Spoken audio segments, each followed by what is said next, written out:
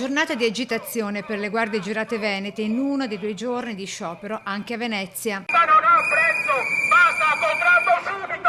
Rischiamo la vita con stipendi da fame, dicono. Uomini e donne della vigilanza privata chiedono il rinnovo del contratto fermo da 3 anni. Scaduto ormai da 42 mesi, siamo stufi! Contratto! E dopo il presidio delle scorse ore, lavoratori e sindacati ricevuti in prefettura per portare all'attenzione del governo centrale l'attuale disagio dovuto alla difficile situazione lavorativa collegata alle problematiche della categoria. Più di 70.000 lavoratori stanno aspettando che venga rinnovato un contratto a delle condizioni dignitose.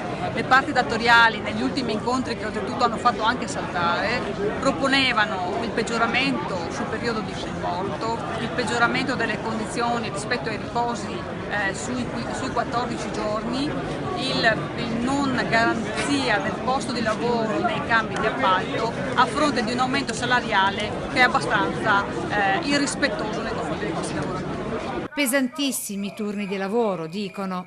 Gli aumenti sono quasi inesistenti, la flessibilità è pazzesca, si vogliono far lavorare 8 ore distribuite su 16, 18, non ho ancora capito proprio perfettamente, mi sembra quasi 18 ore, è una cosa che è improponibile perché dobbiamo avere il diritto anche noi di organizzare la nostra vita privata come tutti gli altri settori.